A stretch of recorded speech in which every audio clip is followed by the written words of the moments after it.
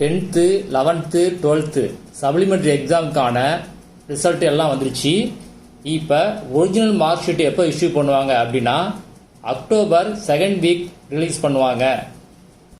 10th 11th 12th supplementary எக்ஸாமுக்கான original mark ஷீட்டை 3 பேருக்குமே ஒரே டேட்டில் தான் உங்களுக்கு இஷ்யூ பண்ணுவாங்க. 10th 12th சப்ளிமெண்ட்ரி எக்ஸாமுக்கு ரீவேல்யூஷன் ரீடோட்டலிங் நீங்கள் அப்ளை பண்ணியிருந்தாலும் சரி இல்லை பண்ணலாலும் சரி எல்லாருக்குமே ஒரே டேட்டில் தான் மார்க் ஷீட்டு இஷ்யூ பண்ணுவாங்க. ரீவேல்யூஷன் ரீடோட்டலிங் அப்ளை பண்ண பிறகு உங்கள் மார்க் சேஞ்ச் ஆன பிறகு அந்த நியூ மார்க் அப்டேட் பண்ணி தான் உங்களுக்கு ஒரிஜினல் மார்க் ஷீட்டை இஷ்யூ பண்ணுவாங்க. இந்த மார்க் ஷீட்டை நீங்கள் எங்கே போய் கலெக்ட் பண்ணணும் அப்படின்னா இப்போ லாஸ்ட்டாக சப்ளிமெண்ட்ரி எக்ஸாம் எங்கே எழுதுனீங்களோ அந்த சென்டரில் தான் நீங்கள் போய் ஒரிஜினல் மார்க் ஷீட்டை கலெக்ட் பண்ணிக்கணும். சப்ளிமெண்ட்ரி எக்ஸாமில் யாராவது ஃபெயில் ஆயிருந்தீங்க அப்படின்னா மார்க் ஷீட்டை வாங்கிடுங்க. ஏன்னா நெக்ஸ்ட் அப்ளை பண்ணுறதுக்கு உங்களுக்கு மார்க் ஷீட் கண்டிப்பாக வேணும். மேக்ஸிமம் 1 month தான் அந்த சென்டரில் உங்கள் மார்க் ஷீட்டை வச்சுருப்பாங்க. அதுக்கு பிறகு டிஓ ஆஃபீஸுக்கு அதை அனுப்பிடுவாங்க. அதனால் நீங்கள் 1 monthக்குள்ளே போய் உங்கள் மார்க் ஷீட்டை கலெக்ட் பண்ணிக்கிங்க. போகும்போது ப்ரொவிஷனல் மார்க் ஷீட்டை கொண்டு போங்க. யாராவது 12th சப்ளிமெண்ட்ரி எக்ஸாமை டைரெக்டாக ஃபஸ்ட் டைமாக அட்டன் பண்ணியிருந்தீங்க, அதாவது 10th முடிச்சுட்டு டைரெக்டாக ஃபஸ்ட் டைமாக அட்டன் பண்ணியிருந்தீங்க அப்படின்னா நீங்கள் அப்ளை பண்ணும்போது கொடுத்த 10th ஒரிஜினல் மார்க் ஷீட்டையும் சேர்த்து வாங்கிட்டு வந்துடுங்க. அப்ளை பண்ணும்போது டிசி கொடுத்துருப்பீங்க, டிசியை ரிட்டர்ன் தரமாட்டாங்க. ஏன்னா ப்ரைவேட் கேண்டிடேட்டுக்கு டிசி கிடையாது. மார்க் ஷீட்டு எந்த மாதிரி கொடுப்பாங்க அப்படின்னா 10th பொறுத்த வரைக்கும் நீங்கள் எல்லாம் பாஸ் பண்ணியிருந்தீங்க அப்படின்னா உங்களுக்கு சிங்கிள் மார்க் ஷீட்டாக கொடுத்துருவாங்க.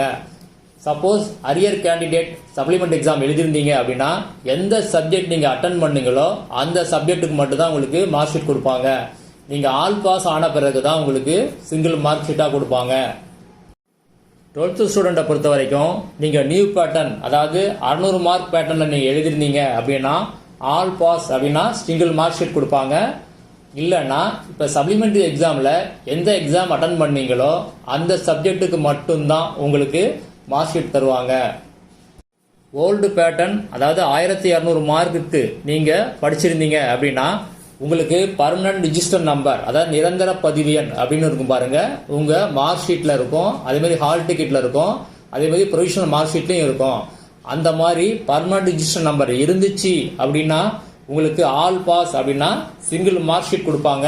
இல்லைன்னா சப்ளிமெண்ட்ரி எக்ஸாமில் எந்த சப்ஜெக்ட் நீங்கள் அட்டன் பண்ணீங்களோ அதுக்கு மட்டும்தான் உங்களுக்கு மார்க் ஷீட் கொடுப்பாங்க. பர்மனன்ட் ரிஜிஸ்டர் நம்பர் இல்லாதவங்களுக்கு பாஸ் ஆனாலும் சரி இல்லை ஃபெயில் ஆனாலும் சரி இப்போ என்ன சப்ஜெக்ட் நீங்கள் அட்டன் பண்ணீங்களோ அதுக்கு மட்டும்தான் மார்க் ஷீட் கொடுப்பாங்க.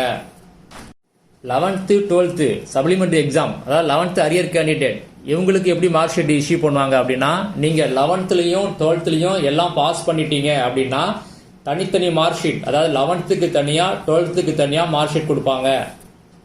சப்போஸ் 11thலையோ இல்லை 12thலையோ உங்களுக்கு அரியர் இருந்துச்சு அப்படின்னா கம்பைண்டா ஸ்டேட்மெண்ட் ஆஃப் மார்க் ஷீட் அப்படின்னு தருவாங்க. இதில் 11th 12th ரெண்டுமே சேர்ந்துருக்கும். ஒரிஜினல் மார்க் ஷீட் இஷ்யூ பண்ணும்போது அப்டேட் பண்ணுறேன், மிஸ் பண்ணாமல் வீடியோ பாருங்கள்.